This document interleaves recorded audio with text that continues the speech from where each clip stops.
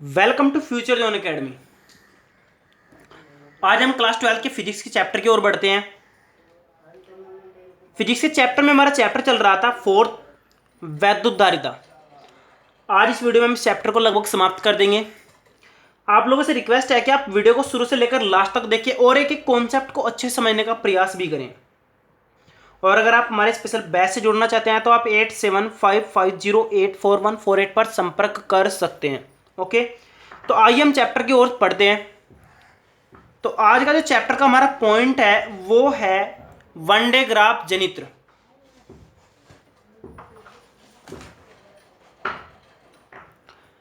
आज का जो टॉपिक है हमारा वो है वन डे ग्राफ जनित्र। वेरी वेरी इंपॉर्टेंट है और ये बोर्ड क्लास में बहुत कम आता है, लेकिन इस साल इसकी संभावना सबसे ज्यादा है क्योंकि आज तक नहीं पूछा गया। तो मैं इस बार मानता हूं कि इस बार ये जरूर पूछा जाएगा। तो वन डे ग्राफ जनित्र आपका क्या है, तो देखिए यहाँ पर ये रॉबर्ट वन डे ग्राफ एक साइंटिस्ट थे। उन्होंने एक ऐसा यंत्र बना था जिससे हम आवेशित कण को बहुत अधिक त्वरित कर सकते हैं, बहुत ज़्यादा स्पीड दे सकते हैं। और उस स्पीड का क्या फ़ायदा उठा सकते हैं हम, उससे हम कहीं भी किसी भी नाभिक को तोड़कर उसके बारे में अध्ययन कर सकते हैं। तो आइए चलते हैं।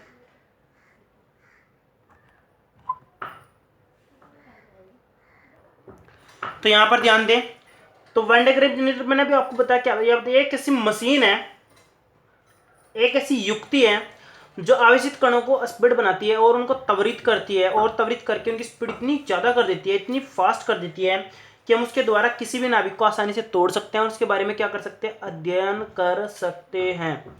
ओके, तो ये सिद्धांत देखते हैं। सिद्धांत आपका किस कार्य पर, किस सिद्धांत पर ये कार्य करता है। इसके बेसिकली 3 सिद्धांत है। इन तीनों टॉपिक पर ये काम करता है और तीनों क्या है इसके लिए वेरी वेरी इंपॉर्टेंट है। पहला आपका ध्यान दीजिए आप यहाँ पर, पहला इसका सिद्धांत क्या है, अगर किसी भी गोले को आप आवेश देंगे तो आवेश उसकी सतह पर क्या हो जाएगा, इकट्ठा हो जाएगा। आवेश कहां पर जाकर इकट्ठा होगा, उसकी सतह पर इकट्ठा होगा। दूसरा सिद्धांत क्या है इसका, दूसरा सिद्धांत क्या है, अगर बड़ा आवेश किसी छोटे आवेश को क्या कर रहा है, ट्रांसफर कर रहा है, आवेश क्या कर रहा है, छोटे गोले पर आवेश स्थानांतरित कर रहा है। कोई बड़ा आवेश किसी छोटे गोले पर अगर आवेश स्थानांतरित कर रहा है या फिर छोटा बड़े पर कर रहा है, तो ये आवेश आपका सिर्फ सतह पर जाएगा। कहां जाएगा, सतह पर। ये आपका पहले पॉइंट के साथ लगभग मिलता जुलता है। टोटल जो आवेश आपका जाएगा वो किस पॉइंट पर जाएगा, आपका पहले यानी सतह पर ही जाएगा। तो आपका ये कॉन्सेप्ट भी क्लियर हो गया। और तीसरा आप याद रखिए, जो आपकी नुकीली सतह होगी उससे आवेश दूर जाएगा, यानी उससे आवेश दूर जाएगा, उस पर आवेश कभी भी नहीं आएगा। नुकीली आवेश का विभव ज्यादा होता है। आप लोग याद रखिए, नुकीली आवेश का विभव ज्यादा होता है। क्यों ज्यादा होता है, क्योंकि विभव का फॉर्मूला होता है 1/4πε0 Q/r। अगर आप r का मान कम कर देंगे तो v का मान ऑटोमेटिक क्या हो जाएगा, ज्यादा हो जाएगा। जब v का मान ज्यादा हो जाएगा तो इसका मतलब विभव ज्यादा होगा, तो इसका मतलब उससे आवेश क्या होगा, स्थानांतरित होगा। आवेश हमेशा उस चीज से दूसरी वस्तु की ओर जाएगा जिस पर क्या होगा, हमेशा विभव ज्यादा होगा, ज्यादा से कम की ओर जाएगा। ठीक है, ओके, आगे बढ़ते हैं। तो आगे हमारी आगे रचना। रचना आखिर इसमें क्या क्या होता है तो उसके बारे में हम डीपली क्या करेंगे, अध्ययन करेंगे। तो क्या होता है इसमें, एक 2 स्तंभ लगे होते हैं। पहले दोनों स्तंभ के बारे में देख लेते हैं। इसमें क्या होता है, 2 स्तंभ लगे होते हैं। एक स्तंभ आपका ये हो गया, एक स्तंभ आपका ये हो गया। इन स्तंभों पर एक आवेशित गोला लगा रहता है। इस तरह एक आवेशित क्या होता है, गोला लगा रहता है। तो आप समझ गए कि आवेशित गोला कैसे लगा रहता है। तो ये आपका आवेशित गोला हो गया। यहाँ पर आपका क्या होता है, एक बेसमेंट होता है। क्या होता है, बेसमेंट, यानी जो नीचे लगा रहता है। बेसमेंट मतलब एक आधार होता है। और ये आपकी क्या होती है, सीमेंट की, कंक्रीट की बनी होती हैं और ये मजबूत होती हैं बहुत ज़्यादा, ताकि इसके ऊपर हम आवेश को बहुत ज़्यादा संचित कर सकें। तो अब उसके बाद देखिए आप लोग ध्यान से, यहाँ पर एक HTC सोर्स होता है। HTC का मतलब क्या होता है, HTS बोल देते हैं इसको, HTS, हाइपर टेंशन सोर्स। ये आपका बहुत हाई टेंशन सोर्स होता है, बहुत ज़्यादा आवेश होता है इधर, मतलब ये आपको आवेश सप्लाई करेगा। ये एक ऐसी बैटरी होगी या फिर एक ऐसा सोर्स होगा जो क्या करेगा, आवेश को सप्लाई करने का काम करेगा। यहाँ से आवेश जाएगा, यहाँ पर एक कंघी लगी रहती है जिसको हम C1 बोलते हैं। क्या बोलते हैं, C1 कंघी। और ये यहाँ पर एक पुली भी लगी रहती है, पुली यानी गिरनी भी बोल देते हैं उसको। और यहाँ पर आपका क्या होता है, दूसरी कंघी लगी रहती है जिसको हम C2 बोलते हैं। और यहाँ पर आपकी दूसरी पुली लगी रहती है। और इस पुली को हम है ना किसी मोटर के द्वारा यहाँ से क्या करते हैं, इसको है ना ऑपरेट करते हैं। यहाँ पर एक कोई मोटर लगी रहती है, मोटर क्या करती है, इसको घुमाने का काम करती है। तो ये मोटर जब आपको घुमाएगी तो इसका मतलब अगर इस पर हम पट्टी चढ़ाकर रखेंगे, पट्टा चढ़ाकर रखेंगे, तो पट्टा भी धीरे धीरे क्या होगा, घूमेगा। ये पट्टा आपका इंसुलेटेड होता है। इंसुलेटेड का मतलब जिस पर आवेश इकट्ठा ना हो सके, सिर्फ आवेश इससे इधर जा सकते हैं।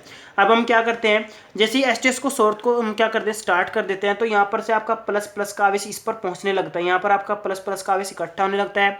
मोटर चलाते हैं तो ये आवेश आपका यहाँ से सीधा सीधा ऊपर जाने लगता है, और ये आवेश आपका यहाँ पर पहुंचकर ये आपका क्या कर लेता है, इसको आकर्षित ग्रहण कर लेता है। ग्रहण करने के बाद ये आपका आवेश इस सिद्धांत के कारण जो आपका आवेश होगा वो कहाँ जाएगा, गोले के बाहरी पृष्ठ पर जाएगा। और ये प्रक्रिया आपकी बढ़ती रहती है, चलती रहती है, और चलते के कारण इस पर आपका आवेश की मात्रा बढ़ती रहती है। मैं आपको बताऊं, इस पर आवेश इतना अधिक हो जाता है, इतना अधिक हो जाता है कि आवेश की मात्रा बढ़ने के साथ साथ इसका आवेश इतना हो जाता है कि आपका विभव 1/4πε0 Q/R, जब आपका आवेश ज़्यादा होगा तो विभव आपका क्या हो जाएगा, अति उच्च हो जाएगा। आपका विभव बहुत ज़्यादा हो जाता है। आप ध्यान दीजिए, जब आपका आवेश बहुत ज़्यादा होगा, विभव आपका बहुत ज़्यादा होगा, तो उसके बाद क्या करते हैं, यहाँ पर हम एक स्पेस बनाकर रखते हैं। यहाँ पर ऐसी स्पेस होती है एक, तो उस स्पेस पर हम क्या करते हैं, यहाँ पर कोई आवेशित कण रखते हैं। रखने के बाद जैसे इसको हटाते हैं तो हटाने के बाद इधर से बल लगता है, एकदम बहुत ज़्यादा बल लगता है, और ये आपका आवेश फुल स्पीड के साथ ऐसे निकल करके आता है।